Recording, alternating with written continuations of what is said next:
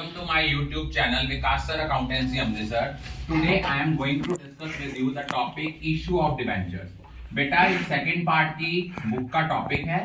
Total weightage second part की book का जो है सेकंड बुक की 24 मार्क्स की वेटेज है. तो अप्रोक्सीमेटली 12 मार्क का पेपर आपका डिबेंचर्स में से आएगा. अब डिबेंचर्स को आपने जब इशू करना है तो हम लोग वैसे ही करते हैं.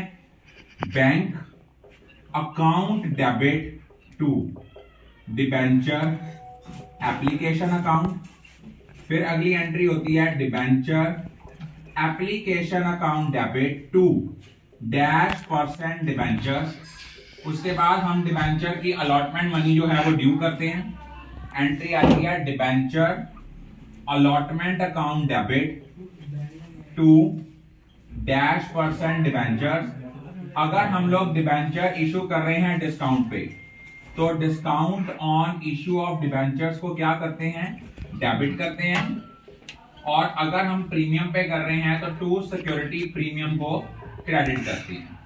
फिर हम लोग डिबेंचर अलॉटमेंट रिसीव की bank debit to debenture allotment. ये थे सिंपल क्वेश्चन. अब पेपर में क्वेश्चन क्या आता है, पेपर में एक क्वेश्चन आता है issue of debentures to vendor. अब आपके माइंड में क्वेश्चन अराइज होगा, सर वेंडर्स क्या होते हैं? वेंडर्स वो लोग होते हैं जो जिनसे हम बिजनेस बाय करते हैं. उसके केस में एंट्री क्या होती है, asset account debit to liabilities to vendor. अगर हमें वेंडर का नाम दिया, हमें वेंडर का नाम देना बहुत जरूरी है. अब देखो, अगर इसमें आपके नेट एसेट्स ज्यादा है, नेट एसेट मीन एसेट में से लायबिलिटीज अगर माइनस करें, नेट एसेट्स अगर आपके ज्यादा हैं as comparative to purchase consideration, तो बैलेंसिंग फिगर क्या होगी, कैपिटल रिजर्व. ये कब है, अगर आपके नेट एसेट्स जो हैं these are greater than the purchase consideration. लेकिन अगर आपके नेट एसेट्स कम हैं, परचेज कंसीडरेशन ज्यादा है, तो वो आपका क्या है, गुडविल. सिंपल. अगर डेबिट साइड शॉर्टर है तो गुडविल, क्रेडिट साइड शॉर्टर है तो कैपिटल रिजर्व. अब सपोज वहां पे एक क्वेश्चन आता है कि आपके वेंडर हैं, हमने वेंडर को सपोज कर लो 9 लाख रुपया देना है. वो कहता है 20% हमने इनको पे किया bye way of issue of bill of exchange. 20% दे दिया बिल ऑफ एक्सचेंज, वो आपके लिए हो गया बिल्स पेबल. 20% सपोज बना 1,80,000 का. कहता है 1,000 रुपए का डिबेंचर है, फेस वैल्यू है, 4% डिस्काउंट है, तो इसकी इशू प्राइस आपकी आ गई 960. क्लियर. अब आपने निकालना है number of debentures to be issued. Net amount आपकी पेबल कितनी है, 9 लाख में से 1,80,000 गया, 7,20,000 आई. इसको डिवाइड किया 960 के साथ, तो number of debentures to be issued जो आपने निकालने हैं वो कितने निकालने हैं, वो आपकी अमाउंट जो है वो आपसे यहां से निकलेगी 7,20,000 को 960 के साथ डिवाइड करते हैं. सपोज हम लोग यहां कर लेते हैं 12 8 96, तो ये आ गया 6,000 है. इसको अब हम लोगों ने जो है 8 से डिवाइड किया, ये आ गया सपोज आपका, ये आ गया 1,500. ये कटिंग हो गया, आ गया 750 डिबेंचर्स. सपोज आपके डैश % डिबेंचर हैं 750 डिबेंचर हैं, 1,000 रुपए का एक डिबेंचर है. यहां आ गया 7,50,000. अब हमें लेना है discount on issue of debentures कितना होगा. Discount on issue of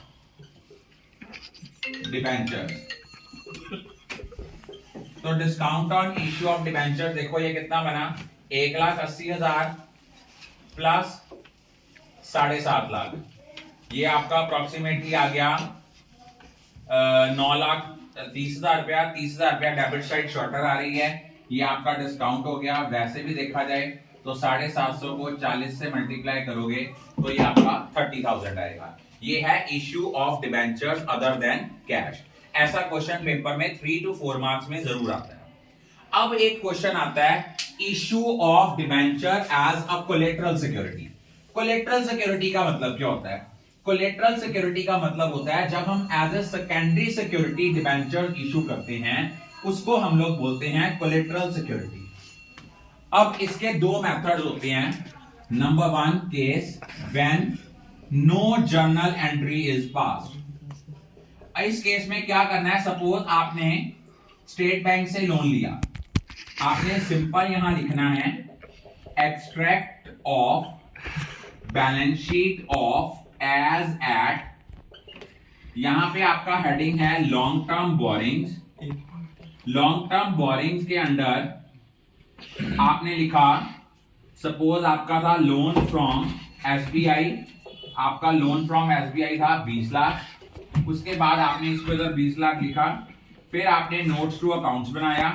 notes to accounts में आपने क्या करना है? आपने यहां हेडिंग डालना है long term borrowing. Long term borings आपने यहां हेडिंग डाला, यहां लिखा लोन फ्रॉम एसबीआई, ये आपका है 20 लाख का।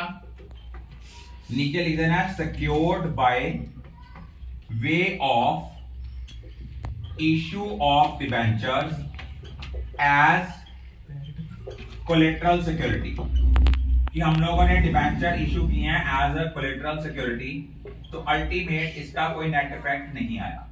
लेकिन अगर सेकंड केस होता जब जर्नल एंट्री पास करनी है, अगर आप जर्नल एंट्री पास करते हो तो आप लोगों ने पहली एंट्री करनी है debenture suspense account debit to %% debentures. मान लो 20 लाख के लोन था स्टेट बैंक से, तो आपने 10 लाख के debenture as a collateral security लिए थे, तो आपने यहां लिख दिया debenture suspense account debit to %% debentures 10 lakh.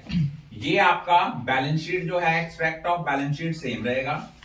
Notes to accounts में आपने क्या करना है, ध्यान रखना, नोट्स टू अकाउंट्स में आपने यहां लिखना है long term borrowings. Long term borrowings के बाद आप लोगों ने यहां क्या करना है, सिंपल लिखा लोन फ्रॉम एसबीआई, ये आपका आया 20 लाख। फिर आपने लिया यहां पे सपोज %% डिबेंचर्स, वो थे 10 लाख के। अब जितने के डिबेंचर है उतने का ही डिबेंचर सस्पेंस है, तो डिबेंचर्स में से डिबेंचर सस्पेंस को आपने माइनस कर दिया, वो आपका नेट इफेक्ट जो है वो नील आ गया।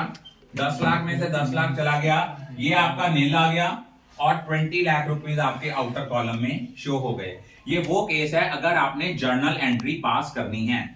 अब आपको पेपर में जो 6 मार्क्स का क्वेश्चन आता है यूजुअली, वो आता है कंडीशंस वाला, issue and redemption of debentures. तो वो केस क्या क्या केसेस हैं वो बहुत डिटेल से करने हैं। वहां पे गलती क्या होनी है, अगर नंबर ऑफ डिबेंचर्स ही हैं, आपने अमाउंट की गलती लग जानी है, अमाउंट दिया तो नंबर ऑफ डिबेंचर्स की गलती लगती है।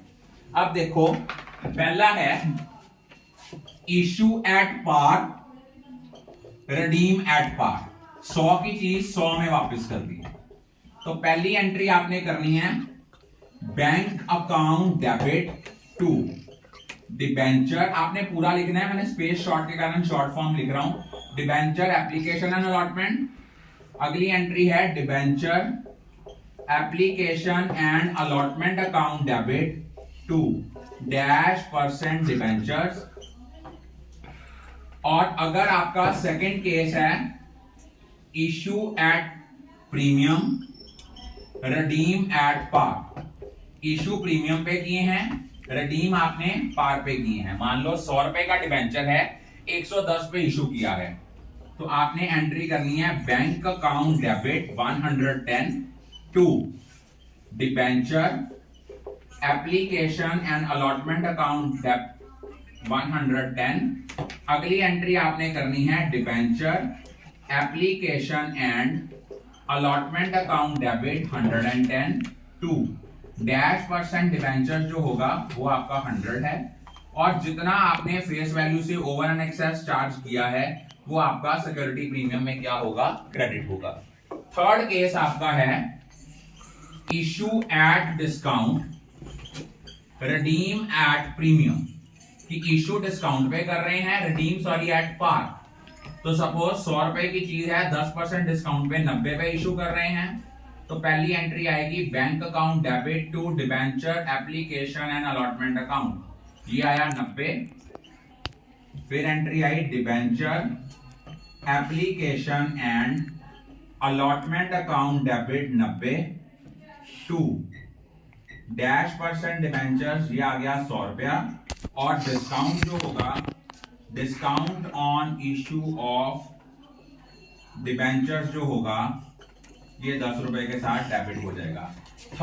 फोर्थ केस है issue at par redeem at premium, कि इशू हम पार पे कर रहे हैं, रिडीम कर रहे हैं प्रीमियम पे। इस केस में ये जो फर्स्ट एंट्री है ये तो सेम रहेगी, सेकेंड एंट्री में क्या डिफरेंस आएगा, debenture application and allotment account debit 100 to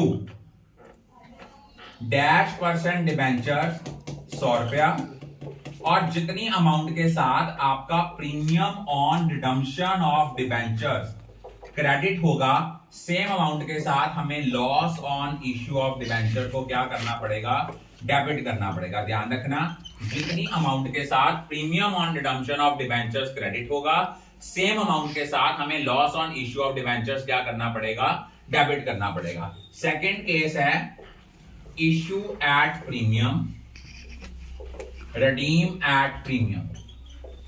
suppose आप इशू कर रहे हो, प्रीमियम है 10%, रिडीम कर रहे हो 20% प्रीमियम पे। पहली एंट्री तो सेम रहेगी, सेकेंड एंट्री आएगी debenture application and allotment account debit 110 to -% debentures, ये आ गया आपका 100 रुपया। अगर आपने प्रीमियम पे इशू किए हैं तो सिक्योरिटी प्रीमियम क्रेडिट होगा 10 रुपए। अब बच्चों की गलती क्या होनी है, उन्होंने कहना है कि सर डिबेंचर इशू कर रहे हैं 110 पे, रिडीम कर रहे हैं 120 पे, तो प्रीमियम ऑन रिडम्पशन 10 रुपए है। 10 रुपए नहीं है, 110 और 120 का डिफरेंस नहीं है। प्रीमियम है कि फेस वैल्यू और रिडम्पशन प्राइस का क्या डिफरेंस है, फेस वैल्यू 100 है, रिडम्पशन प्राइस 120 है। तो यहां पे जो आपका premium on redemption of debentures credit होना है, ये होना है 20 रुपए। सेम अमाउंट के साथ हमें loss on issue of debentures को क्या करना है, डेबिट करना है, दैट इज विद 20। और लास्ट केस जो आपका है, ये फोर्थ था, ये फिफ्थ है, और ये सिक्स्थ केस जो है issue at discount redeem eight